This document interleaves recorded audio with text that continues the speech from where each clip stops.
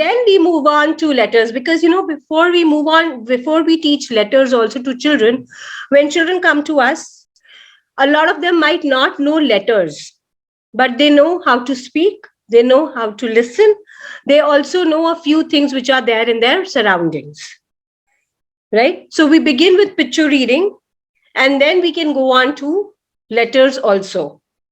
Okay, so can any one of you give me an example as to how do you teach a letter to the child? If supposing if to teach letter S for the first time, how would you teach them? Yeah.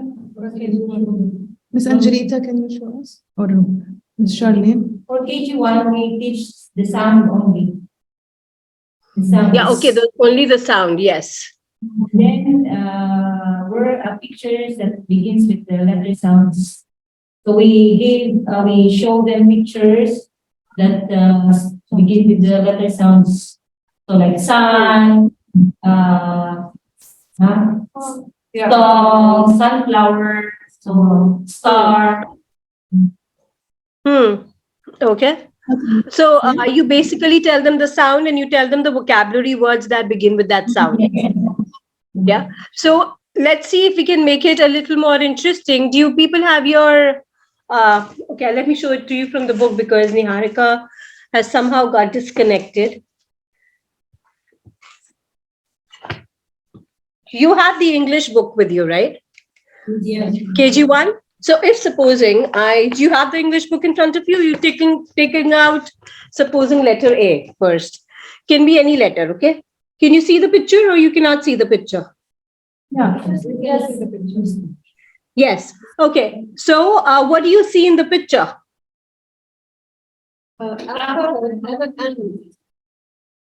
There's an ant and an apple. Who is eating an apple? Who is eating an apple? I want to hear it in a complete sentence. An ant is eating the apple. An ant is eating the apple. Okay. What is the ant eating? Ant is eating the apple. Very good. So the two things which are there in this picture are ant and apple. Ant and apple. Ant, apple. Can you tell me what is the common sound in ant and apple? Sound, right. So the common thing that they have in both the sounds is a. And how does a look like? A looks like this. Yes. Okay. So what you've done is, instead of straight away going to the sound, you are making the children identify the sound. Did you understand this concept? Okay, let's move on to the next page and let me see the way I did it. Can you do it? We have a question in A. The format of writing A is in two ways. With this A,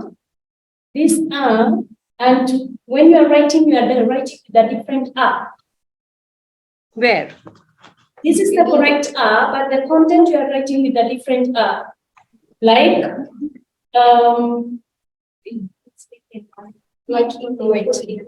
here in it is the same. See? Okay, it is who is eating an apple? The eating is different from the one. And you know why? This is why, because the children cannot read this A. The children are only focusing on this one. But we are not making the children read this. How are they having the book and we are reading the sentences with them? Okay. So you know what? This is a good opportunity. Like, we need to understand this is a common problem that we face in a lot of books. So now the thing is, when we see A, in a lot of books also, you would see A in that formation also and in this formation also. There are two things that either you corrected there. Secondly, what you can also tell children is that A can also be written like this. Because you know what, when you're going to be reading children's book in the class library, a lot of books would have this font. A lot of books would have this font. So it's always better to tell children that yes, that we will learn how to write, and the A that we are seeing right now, the A that we are seeing right now is this, but A can also be seen like this. So let's not drop them from the opportunity that this A can be made with this formation also, because you know what, eventually what we want is that they start reading and they start identifying the letters in all the print which is available. So if they pick up a magazine, they pick up a children's book, they pick up a newspaper, they should be able to identify A everywhere. So in fact, this is one of the activities that I make the children do. Supposing I've introduced A, I give them maybe not, my Happy Faces book, or I give them any other storybook. I don't have it right now.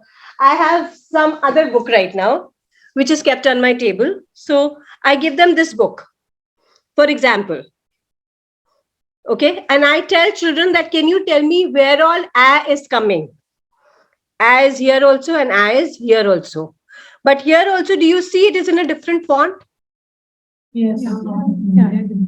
So it's a good idea that you introduce it to the children. Then you can also make them open any magazine and ask them to circle all the A that they can see. Okay. That helps them to recognize that. Is that okay? Yes. Yeah. Okay. Okay. So now the way I introduced this to you, can somebody introduce letter D to us in the similar way, the way I did A? Anybody? Which page? Page 10.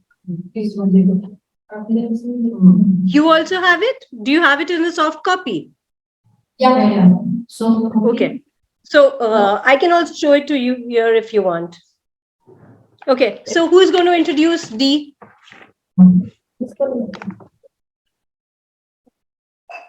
You can say, what do you see in the picture? Okay, they will answer desk and dog. Okay, can you tell me? Okay. Now, can I know your name? Bara. Bara. Okay. Yeah. You are Bara. Yeah. Okay. I can see your name here also, Bara. Okay. Yes. Bara, do you think we can accept when children say desk and dog, or should we encourage them to speak in a complete sentence? Yes, we can do this. Okay, because we have some students, they know, okay, what do you mean by this? Okay, some of them, they can say it's a table. Okay. Yes.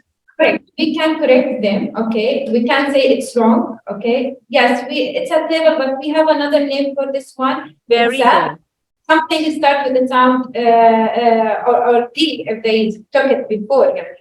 Okay, so they will say this. Okay, and after that we can ask about the animal.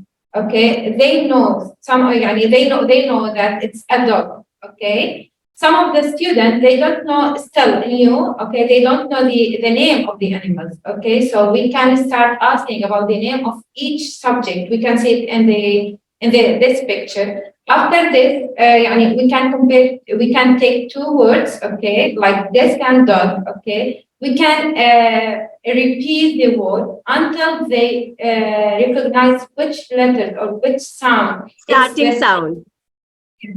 Okay, like we can read dog, this. Okay, can you find any letters have the same sound? Okay, they can figure out. Okay, because we need to let them think out of the box, not only just to write the words on the board. Okay, we just need to repeat the words until they write the letter D. True, absolutely. That's how you can introduce. And also, let's not restrict them to the vocabulary words which are mentioned in the book, but a lot more. For example, I'm not sure. Do you have any child in your class or anybody of you whose name starts with the D sound? Yes. Okay, can you tell me the name? For me, I don't have. I have Dua. Okay, and anybody else?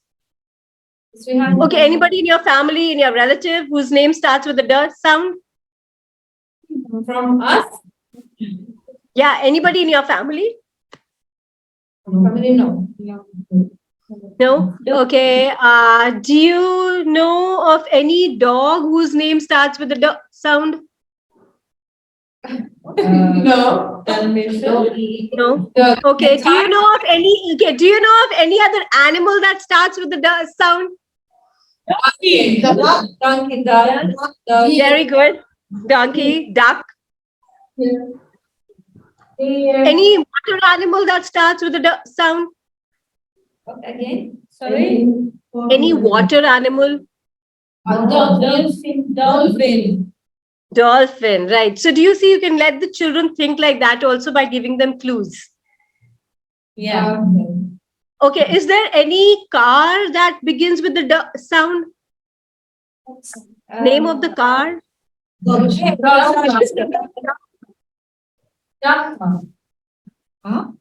I don't know which cars are available there. I'm just asking you randomly. I know in India we have a car by the name of Duster. So it starts with the sound.